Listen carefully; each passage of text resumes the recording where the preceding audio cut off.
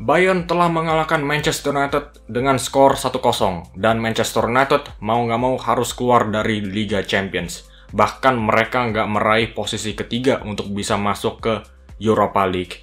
Dan ini bukan hasil yang mengejutkan untuk United karena dari segi possession Bayern mendominasi dengan angka 59% ketimbang United 41%. Dan masalah di pertandingan kali ini juga masalah yang sama yang dialami United di pertandingan-pertandingan sebelumnya, yaitu lini tengah yang gagal berfungsi. Jadi Manchester United itu menggunakan taktik 4-3-3, taktik yang sangat mirip dengan taktiknya Bayern 4-2-3-1. Perbedaannya adalah di lini tengah, yaitu United hanya menggunakan satu pemain jangkar di Sofyan Amrabat, sedangkan Bayern menggunakan dua jangkar di Joshua Kimmich dan Leon Goretzka. Dan ketika Bayern ini sedang melakukan pembangunan serangan dari belakang, ketika Min-jae lagi pegang bola, McTominay lagi menjaga Goretzka, Anthony menjaga Davies, Musiala dijaga oleh Amrabat. Dan karena situasinya Manchester United itu diharuskan untuk meraih kemenangan, jadi mereka itu harus bermain lebih agresif. Dan McTominay ditugaskan untuk menjadi pemain paling agresif dalam soal melakukan pressing di depan. Nggak cuma dia ditanggung jawabkan untuk menjaga Goretzka, tapi dia disuruh untuk menjaga Kim Min-jae dan menjaga dia secara ketat sekaligus memotong jalur operan ke Leon Goretzka. Dan ketika hal ini terjadi, mau nggak mau Amrabat itu harus menjaga dua pemain, yaitu Musiala dan Goretzka sekaligus. Dan ini bukanlah satu situasi yang paling ideal untuk Amrabat karena dia nggak cuma harus menjaga dua pemain, tapi dia juga harus menjaga satu playmaker terdahsyat di Liga Eropa saat ini, Jamal Musiala. Dan terlebih lagi, satu titik kelemahan dari taktik tersebut adalah McTominay yang dikasih tanggung jawab untuk melakukan pressing yang tinggi paling depan. Karena McTominay itu satu, dia itu bukan Declan Rice atau Moises Caicedo, dia nggak memiliki kecepatan atau akselerasi tinggi untuk bisa langsung potong jalur-jalur operan, dan juga dia bukan pemain defensif alami. Kenapa Ten Hag bisa menaruh McTominay di peran yang sepenting ini? Karena apa yang terjadi ketika McTominay ini melakukan pressing yang tinggi, situasinya adalah Bayern berhasil menciptakan overload di sayap kiri. Kita bisa lihat, situasinya sekarang di sayap kiri adalah 4 lawan 3. Min-jae, Goretzka, Davies, dan Musiala. Dan karena McTominay ini gagal melakukan pressing yang ketat ke Kim Min-jae, akhirnya Bayern menggunakan 4 pemain melawan 3 pemain United. Mereka bisa melewati pressingnya United ini dengan relatif lebih mudah. Dan ketika Bayern ini melakukan tektokan dari belakang dengan menggunakan 4 pemain tersebut, akhirnya Musiala mendapatkan bola di area seperti ini dan dengan mudah melewati hadangannya Amrabat.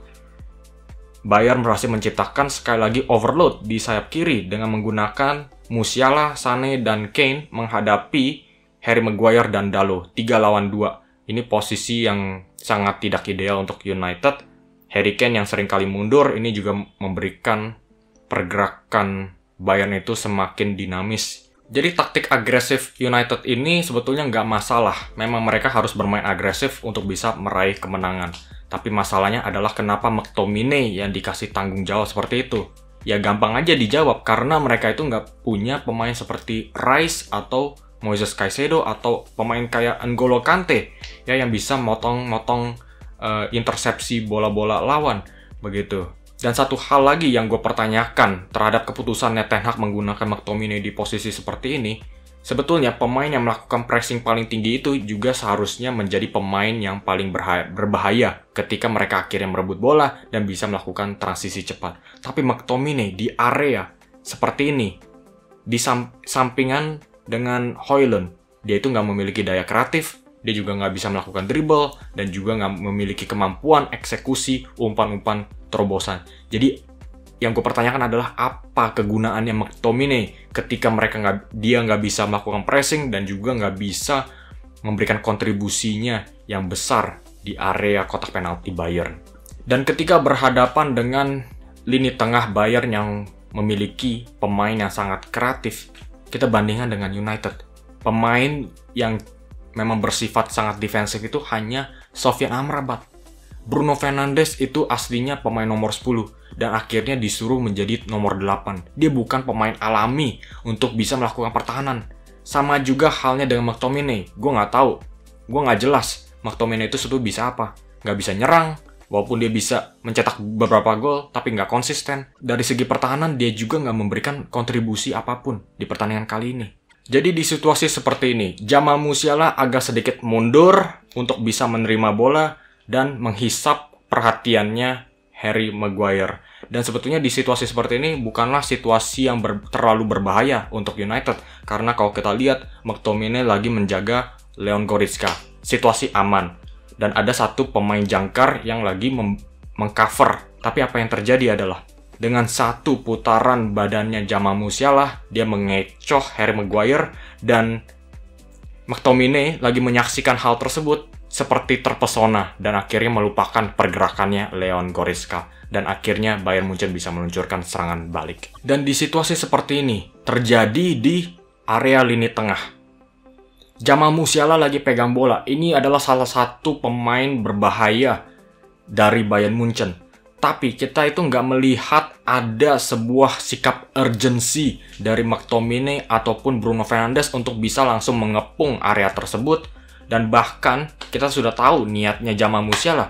Dia itu akan bergerak meliuk-meliuk dan ketika jalur umpan ke Harry Kane ini terbuka, dia akan melakukan umpan tersebut. Tapi kita nggak melihat ada sikap urgensi dari Bruno dan juga McTominay untuk antara menjaga Musiala atau mencoba untuk memotong jalur operan ke Harry Kane. Dan akhirnya Harry Kane menerima bola bisa langsung melakukan transisi cepat ke depan. Dan sama halnya juga terjadi ketika Alphonso Davies memberikan pelebaran lapangan di sayap kiri dan ini membiarkan Leroy Sané itu bisa bergerak masuk ke area sentral. Dan kita bisa lihat lagi bagaimana Leroy Sané dengan umpan 1-2-nya yang mudah dengan Jamal Musiala bisa melewati Bruno Fernandes. Dan sebetulnya posisinya ini untuk Amrabat sudah bagus ya. Dia memang sudah siaga untuk menjaga dribblingnya Sané, tapi nggak ada supportnya dari McTominay sama sekali. Dari segi posisi dan juga dari segi kecepatan, dia itu nggak mendukung Amrabat. Dan ini adalah golnya satu-satunya Bayern yang terjadi. Kita bisa lihat lagi. Sebetulnya Amrabat sudah didukung oleh Bruno Fernandes. Bruno sangat berdekatan dan posisinya itu sudah siap untuk menghadang serangannya Bayern. Tapi kita lihat McTominay ada di mana? Jauh sekali dari duo Amrabat dan Bruno. Dan ini menciptakan ruang di area di luar kotak penalti yang akhirnya digunakan oleh Thomas Muller. Dan akhirnya Kingsley Coman dengan gampangnya melewati hadangannya McTominay. Dan akhirnya bola jatuh ke kakinya Leon Goretzka. Dan sebetulnya dia dijaga oleh Bruno Fernandes. Tapi kita sekali lagi melihat seberapa antusiasnya Bruno itu menjaga Leon Goretzka. Dengan satu putaran tubuhnya, Bruno itu langsung berada di no man's land. Dan akhirnya Leon Goretzka bisa melihat jalur operan ke Thomas Muller. Dan itulah akhirnya berujung menjadi golnya Kingsley Coman di pertandingan kali ini. Jadi kita itu sudah bisa melihat Manchester United itu memang ada banyak masalah. Mereka itu nggak memiliki pemain kreatif, mereka nggak ada pemain yang bisa memberikan kontribusi di depan. Garnacho nggak konsisten, Anthony belum mencetak gol sama sekali dalam nggak tahu berapa lamanya. Dan satu hal pentingnya adalah ketika mereka berhadapan dengan Bayern Munchen, mereka harus memiliki pemain lini tengah yang memiliki kesadaran tinggi untuk melakukan pertahanan. Tapi kenyataannya mereka itu nggak didukung dari aspek tersebut. Oke guys, jadi sampai di sana aja ulasan saya mengenai performanya Manchester United melawan Bayern. Dan gue rasa ini adalah hasil yang sepadan. United itu memang nggak berhak untuk memenangi pertandingan atau lolos ke babak selanjutnya Liga Champions. Oke guys, jadi kalau kalian enjoy dengan video ini, jangan ragu-ragu untuk klik like dan subscribe karena ini adalah dukungan yang besar untuk channel ini. Terima kasih sudah menyaksikan dan sampai jumpa di video selanjutnya.